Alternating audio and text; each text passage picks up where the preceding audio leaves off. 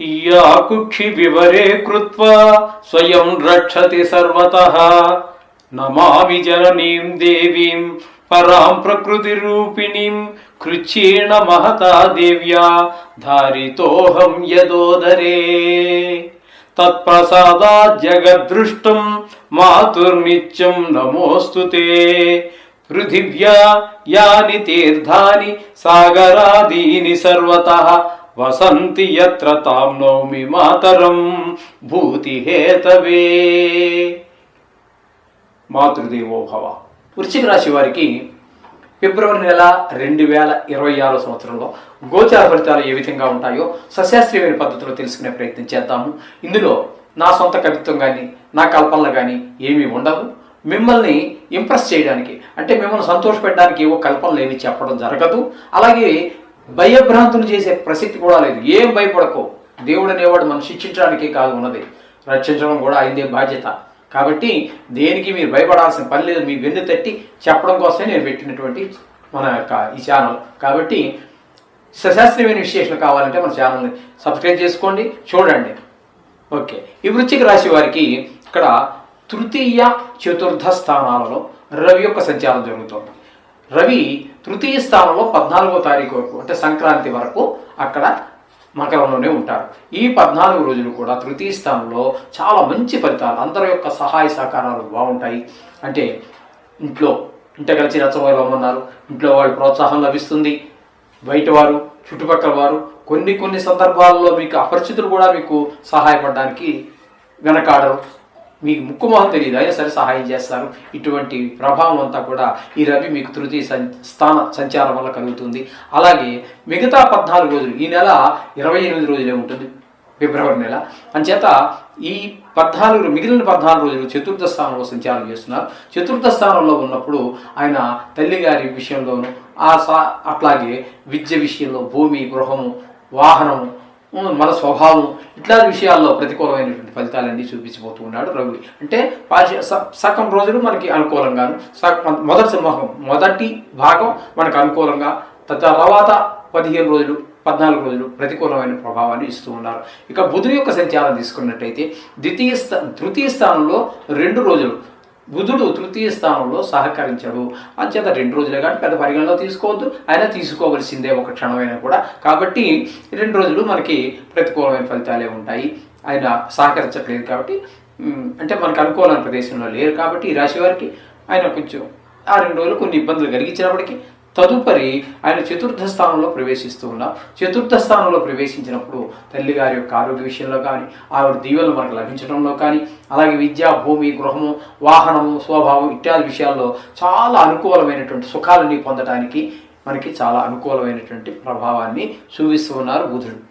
26 రోజుల పాటు, అంటే ఒక 2 రోజులు పక్కన పెట్టినట్టయితే నెలంతా కూడా పూర్తిగా మనకి శుభమే ఇస్తూ ఉన్నారు అని చెప్పుకోవచ్చు.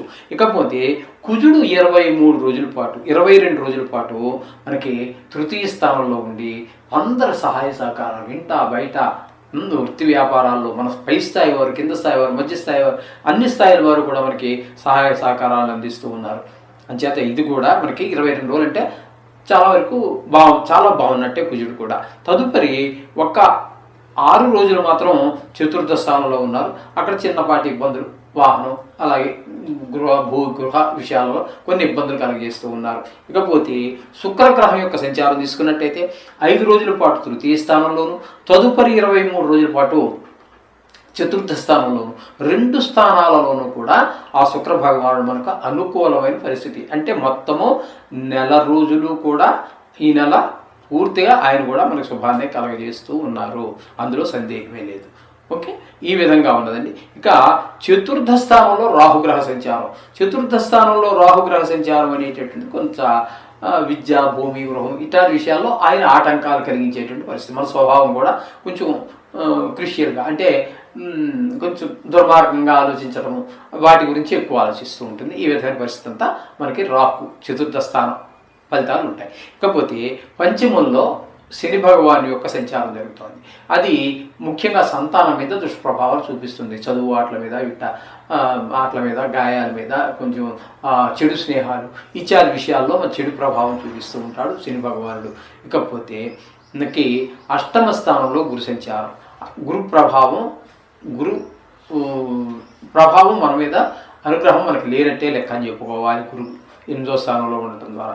అంచేత దీని ద్వారా మన స్నేహితులు, బంధువులు, ఆప్తమిత్రులు ఎవరో కాలం చేశారనేటటువంటి చెడ్డ వార్తలు వినటము, కొంత పెద్ద దుఃఖం కలగటం, అలాగే హఠాత్తుగా ధన నష్టం, అవమానాలు, అలాగే అపనిందలు, పరాభవం జరగటం, ఇట్లాంటివన్నీ కూడా అష్టమ స్థానంలో గురుగ్రహ సంచారం వల్ల వస్తున్నాయి. ఇకపోతే దశమ స్థానంలో కేతుగ్రహ సంచారం. దశమ స్థానంలో కేతుగ్రహ సంచారం అనేటువంటిది వృత్తి, వ్యాపార, ఉద్యోగ, వ్యవసాయ ఇత్యాది ఎవరో ఒకరు ఏదో పని చేస్తూనే ఉంటారు. అది అవన్నీ వృత్తి కిందకే వస్తాయి. ఆ వృత్తి ఎవరు ఏ వృత్తి చేసినా ఆ వృత్తిలో సరి అయిన లాభాలు రాకపోవటము, లేకపోతే ఏవో చికాకులు కలగటమో, ఏదో విధంగా మనకి ఇబ్బందులు కలిగేటువంటిదే కానీ కేతువు మాత్రం మనకి అభివృద్ధికి తోడ్పడే పరిస్థితి లేదు వృశ్చిక రాశి వారికి.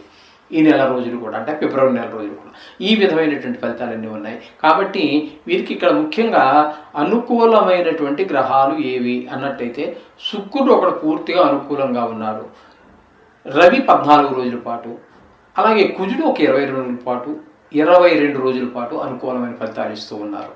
కాబట్టి ముఖ్యంగా చతుర్థ స్థానంలో 4 గ్రహాలు మనకి, ఒక శుక్రుడు అనుకూలమైన ఫలితాలు ఇచ్చినప్పటికీ ఇక మిగతా గ్రహాలు మనకి ముఖ్యంగా చెప్పాలంటే రియల్ ఎస్టేట్ వ్యాపారులకి అంత అనుకూలమైనటువంటి పరిస్థితి కాదు. అలాగే వాహనాలు పాతవి కొని బాగు చేయించి కమ్ముకునే వారికి కానీ, లేదా కొత్త వాహనాలే, ఇది బైకు కావచ్చు, కారు కావచ్చు, ఈ వాహనానికి సంబంధించినటువంటి వాళ్ళకి అంత అనుకూలమైనటువంటి కాలం కాదు. ఇది ఒకటి గుర్తుపెట్టుకోండి. శుభం.